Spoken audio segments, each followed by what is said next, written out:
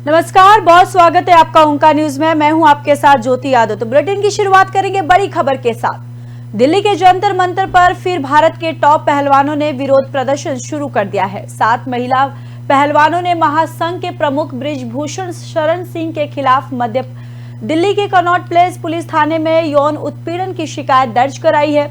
इस साल की शुरुआत में भी पहलवानों ने भारतीय कुश्ती महासंघ और अन्य ट्रेनर्स के खिलाफ विरोध किया है।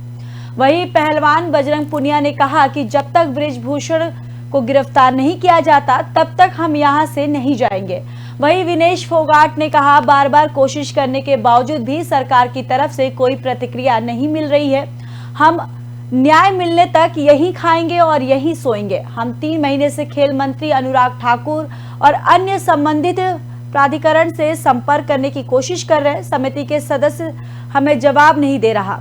वही खेल मंत्रालय ने भी हमें कुछ नहीं कहा, वे हमारे फोन भी नहीं उठाते। हमने देश के लिए पदक जीते हैं और इसके लिए अपना करियर दांव पर लगा दिया है। वही खेल मंत्रालय ने 23 जनवरी को महान मुक्केबाज MC मैरी कॉम की अध्यक्षता में 5 सदस्यीय निगरानी समिति का गठन किया था और 1 महीने में अपनी रिपोर्ट सौंपने को कहा गया था। साथ ही साथ आपको बताते चले कि रिपोर्ट सौंपने की समय सीमा 2 सप्ताह बढ़ा दी गई और प्रदर्शनकारी पहलवानों की अपील पर बबीता फोगाट को जांच पैनल में अपने 6ठे सदस्य के रूप में शामिल कर लिया गया। वहीं समिति ने अप्रैल के पहले सप्ताह में अपनी रिपोर्ट प्रस्तुत की, लेकिन मंत्रालय ने अभी तक अपने निष्कर्षों को सार्वजनिक नहीं किया है। हालांकि सूत्रों ने कहा कि पहलवान कई सुनवाई के बाद WFI प्रमुख के खिलाफ और उत्पीड़न के आरोपों के साबित नहीं कर सके हैं और पहलवानों ने पहले कहा था कि वे कानूनी रास्ता नहीं अपनाना चाहते क्योंकि उन्हें प्रधानमंत्री पर भरोसा है, लेकिन चेतावनी दी कि अगर सरकार ने कार्रवाई नहीं की तो वे पुलिस के पास जाएंगे। साथ ही साथ उन्होंने ये भी कहा कि वे ओलंपियन बबीता फोगाट जी बीजेपी की सदस्य है और हरियाणा सरकार का हिस्सा है, कि मध्य स्तरता को खेल मंत्रालय में बातचीत से संतुष्ट नहीं है। खेल मंत्री अनुराग ठाकुर ने भी इस मुद्दे पर पहलवानों से मुलाकात की थी और आरोप को गंभीर बताया था। तो आपको बताते चले कि दिल्ली के कनॉट प्लेस में फिर से एक बार पहलवानों ने अपना धरना प्रदर्शन शुरू कर दिया है। दरअसल आपको बताते चले कि बृजभूषण के खिलाफ ये प्रदर्शन कर रहे हैं। साथ ही साथ आपको बताते चले कि उन्होंने मंत्री अनुराग ठाकुर और अन्य संबंधित प्राधिकरण से संपर्क करने की कोशिश भी कर रहे हैं। समिति के सदस्य हमें जवाब नहीं दे रहा, ऐसा उनका कहना है। साथ ही साथ खेल मंत्रालय ने भी हमें कुछ नहीं कहा, वे हमारा फोन भी नहीं उठाते। हमने देश के लिए पदक जीते हैं और इसके लिए अपना करियर दांव पर लगा दिया है। खेल मंत्रालय ने 23 जनवरी को महान मुक्केबाज MC मैरी कॉम की अध्यक्षता में 5 सदस्यीय निगरानी समिति का गठन किया था और 1 महीने में अपनी रिपोर्ट सौंपने को कहा गया था। साथ ही साथ ये भी बताते चले कि रिपोर्ट सौंपने की समय सीमा 2 सप्ताह की बढ़ा दी गई है और प्रदर्शनकारी पहलवानों की अपील पर बबीता फोगाट को जांच पैनल में अपने 6ठे सदस्य के रूप में शामिल कर लिया है। वहीं समिति ने अप्रैल के पहले सप्ताह में अपनी रिपोर्ट प्रस्तुत की, लेकिन मंत्रालय ने अभी तक अपने निष्कर्षों को सार्वजनिक नहीं किया है। हालांकि सूत्रों ने कहा कि पहलवान कई सुनवाई के बाद PWFI प्रमुख के खिलाफ यौन उत्पीड़न के आरोपों को साबित नहीं कर सके। वहीं पहलवानों ने पहले कहा था कि वे कानूनी रास्ता नहीं अपनाना चाहते क्योंकि उन्हें प्रधानमंत्री नरेंद्र मोदी पर भरोसा है, लेकिन चेतावनी दी है कि अगर सरकार ने कोई कार्रवाई नहीं की तो वे पुलिस के पास जाएंगे। और उन्होंने ये भी कहा कि ओलंपियन बबीता फोगाट जो बीजेपी की सदस्य हैं और हरियाणा सरकार का हिस्सा है, वो मध्यस्थता से खेल मंत्रालय में बातचीत से संतुष्ट नहीं है। खेल मंत्री अनुराग ठाकुर ने भी इस मुद्दे पर पहलवानों से मुलाकात की थी और आरोप को गंभीर बताया था।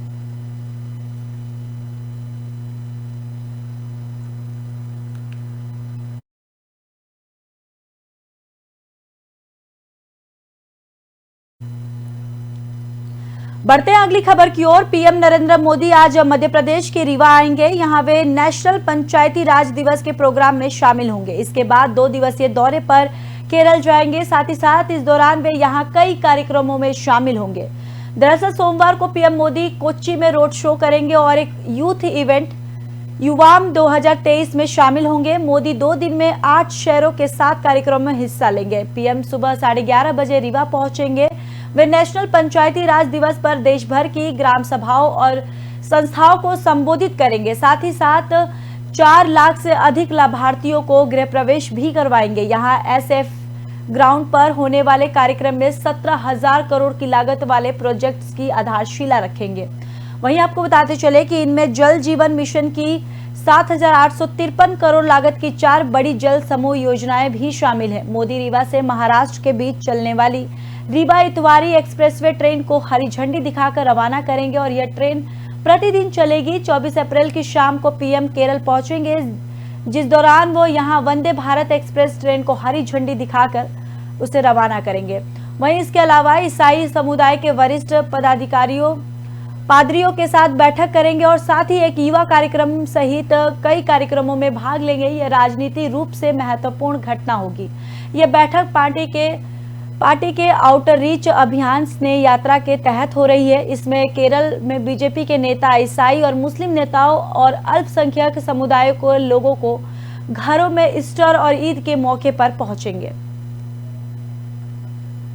तो आपको बताते चले कि PM मोदी आज रीवा और कोच्चि के दौरे पर है, जहां पर आपको बताते चले कि 2060 पुलिसकर्मियों को भी तैनात कर दिया गया है। साथ ही साथ आपको बताते चले कि नरेंद्र मोदी एक यूथ इवेंट युवाम 2023 में भी शामिल होंगे। मोदी 2 दिन में 8 शहरों के 7 कार्यक्रमों में हिस्सा लेंगे। दरअसल PM सुबह 11:30 बजे रीवा पहुंचेंगे।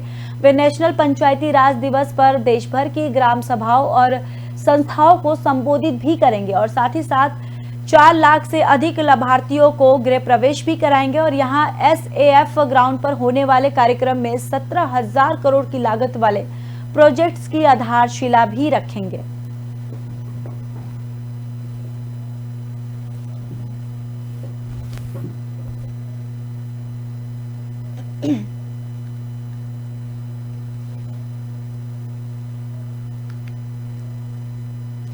तो वहीं जम्मू कश्मीर के पुंछ जिले में सेना के ट्रक पर हुए आतंकी हमले में बड़ी जानकारी सामने आई है। दरअसल आतंकियों ने सेना के ट्रक को उड़ाने के लिए स्टिकी बम का इस्तेमाल किया था, जिसके सबूत मिले हैं। वहीं सेना की गाड़ी पर बम प्लांट करने के बाद आतंकियों ने करीब 36 राउंड फायरिंग की थी।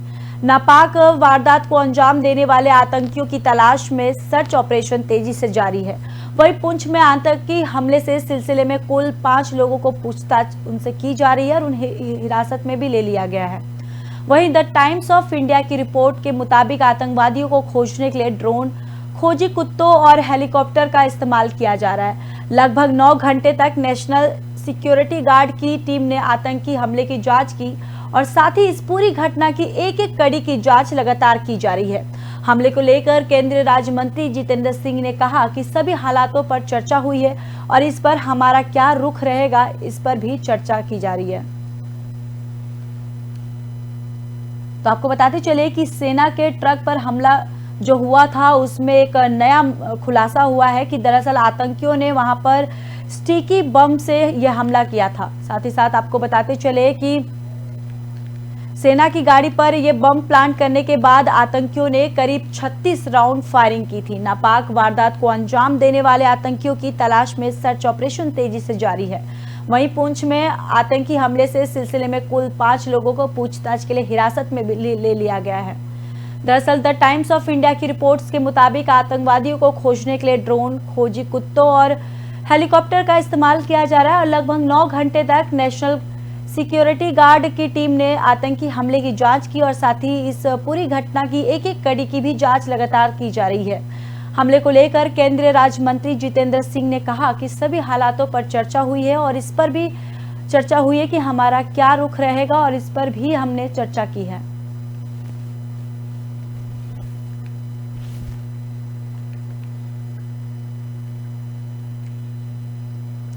बिहार के मुख्यमंत्री नीतीश कुमार, जिन्होंने केंद्र में बीजेपी के नेतृत्व वाली सरकार के खिलाफ विपक्षी ताकतों को एकजुट करने का जिम्मा लिया है, सोमवार को कोलकाता में पश्चिम बंगाल की मुख्यमंत्री ममता बनर्जी से मुलाकात करेंगे और ये बैठक कांग्रेस के राष्ट्रीय अध्यक्ष मल्लिकार्जुन खड़गे और पूर्व सांसद राहुल गांधी से मिलने के लिए दिल्ली की उनकी यात्रा के बाद होगी।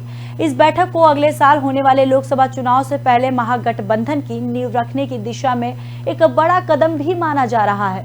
दरअसल बताते चले कि बीते दिनों हुई बैठक के बाद पत्रकारों से बात करते हुए कांग्रेस नेता राहुल गांधी ने कहा, यह विपक्षी एकता और वैचारिक लड़ाई के लिए एक ऐतिहासिक कदम है।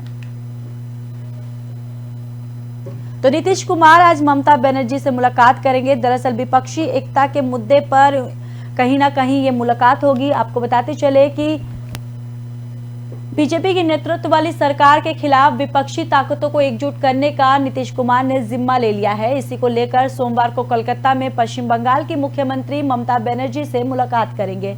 ये बैठक कांग्रेस के राष्ट्रीय अध्यक्ष मल्लिकार्जुन खड़गे और पूर्व सांसद राहुल गांधी से मिलने के लिए दिल्ली की उनकी यात्रा के बाद से होगी। दरअसल इस बैठक को अगले साल होने वाले लोकसभा चुनाव से पहले महागठबंधन की नींव रखने की दिशा में एक बड़ा कदम माना जा रहा है। बताते चले कि बीते दिनों हुई इस बैठक के बाद पत्रकारों से बात करते हुए कांग्रेस नेता राहुल गांधी ने कहा कि यह विपक्षी एकता और वैचारिक लड़ाई के लिए एक ऐतिहासिक कदम है।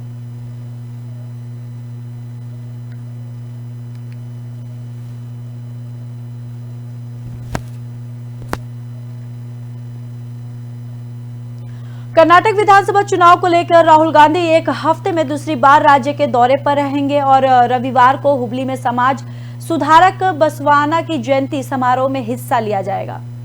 माफ कीजिएगा, हिस्सा लेंगे। साथ ही साथ आपको बताते चले कि संगमनाथ मंदिर और एक लिंग मंदिर में पूजा भी की जाएगी और आज वे बेलागवी में रामदुर्ग में गन्ना किसानों के साथ बातचीत करेंगे और इसके बाद गडग में युवा संवाद में भाग लेंगे। साथ ही हंगल में एक जनसभा को संबोधित करेंगे। राहुल गांधी रविवार को हुबली पहुंचे थे, जहां से वे बागलकोट गए और इस दौरान 12वीं शताब्दी के कवि और समाज सुधारक बसवेश्वर की जयंती पर कुदाल संगम में शामिल हुए। इस समारोह में बाद राहुल विजयपुर में जनसंपर्क के लिए रोड शो किया और वहां मौजूद लोगों को संबोधित किया। साथ ही साथ विधानसभा चुनाव की तारीखों का ऐलान होने के बाद राहुल का हफ्ते भर में यह दूसरा कर्नाटक दौरा है और इससे पहले कांग्रेस नेता 16 अप्रैल को जय भारत कार्यक्रम में शामिल होने कर्नाटक गए थे। यहां कोलार में उन्होंने एक जनसभा को संबोधित किया। इस दौरान राहुल ने कहा कि सवाल पूछने पर मेरी सांसदी छीन ली गई, लेकिन मैं अब भी पूछ रहा हूं कि पीएम मोदी और अडानी का क्या रिश्ता है। तो राहुल गांधी कर्नाटक दौरे पर है और आज उनका बताते चले कि वो रविवार को ही गए थे, आज उनका दूसरा दौरा है वहां पर। वही बेलगावी में गन्ना किसानों से आज वो बातचीत भी करेंगे। साथ ही साथ आपको बताते चले कि रविवार को हुबली में समाज सुधारक बसवाना की जयंती समारोह में हिस्सा लिया उन्होंने। इसके बाद संगमनाथ मंदिर और एक लिंग मंदिर में पूजा की और आज वे बेलगावी में रामदुर्ग में गन्ना किसानों के साथ बातचीत करेंगे और इसके बाद गडग में युवा संवाद में भाग लेंगे और साथ ही हंगल में एक जनसभा को संबोधित भी करेंगे। राहुल गांधी रविवार को हुबली पहुंचे थे, जहां से वे बागलकोट गए और इस दौरान 12वीं शताब्दी के कवि और समाज सुधारक बसवेश्वर की जयंती पर कुदाल संगम में शामिल हुए। इस दौरान वे राहुल गांधी विजयपुरा में जनसंपर्क के लिए रोड शो किया और वहां मौजूद लोगों को संबोधित भी किया। विधानसभा चुनाव की तारीखों का ऐलान होने के बाद राहुल का हफ्ते भर में यह दूसरा कर्नाटक दौरा है। इससे पहले कांग्रेस नेता 16 अप्रैल को जय भारत कार्यक्रम में शामिल होने कर्नाटक गए थे। यहां कोलार में उन्होंने एक जनसभा को संबोधित किया था। इस दौरान राहुल ने कहा था कि सवाल पूछने पे मेरी सांसदी छीन ली गई, लेकिन मैं अब भी यही पूछता हूं कि अडानी और पीएम मोदी का क्या रिश्ता है।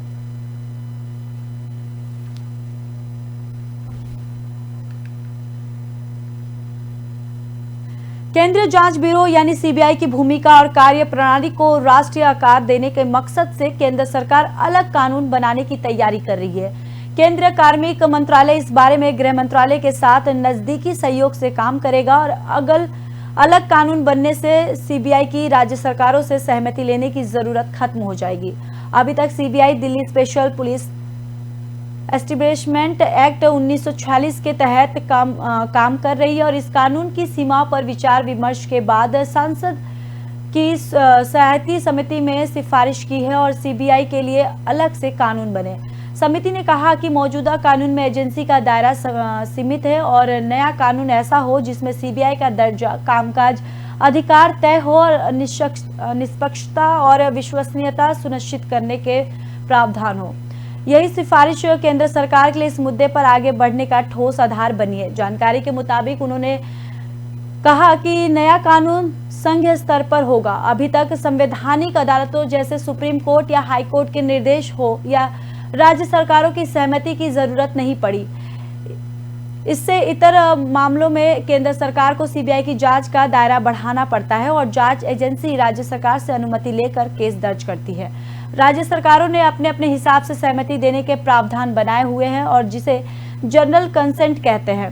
कुछ राज्य सरकारों ने इस तरह के जनरल कंसेंट के बजाय विशिष्ट अनुमति की व्यवस्था की है। ऐसे में हर मामले में राज्य सरकार से मंजूरी चाहिए।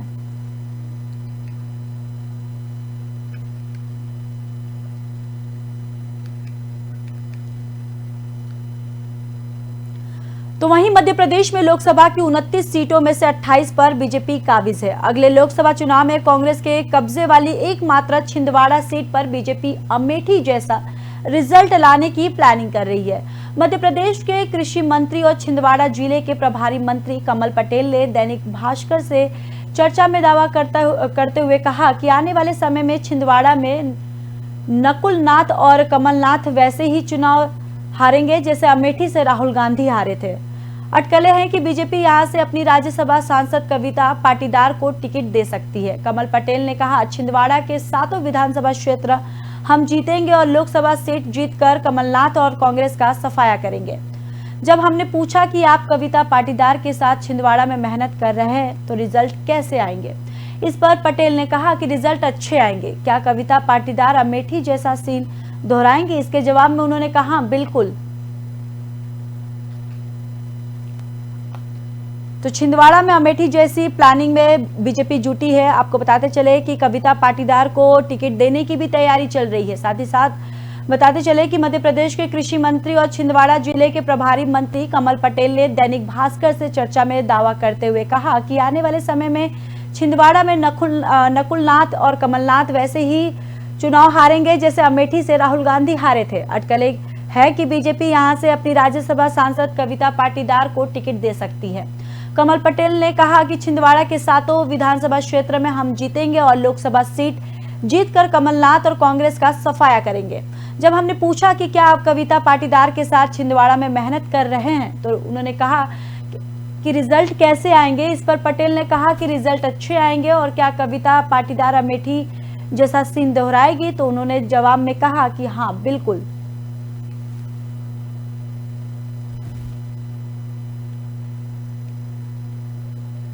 फिलहाल इस बुलेटिन में इतना ही। बाकी देश और दुनिया की खबरों के लिए देखते रहिए ओंकार न्यूज।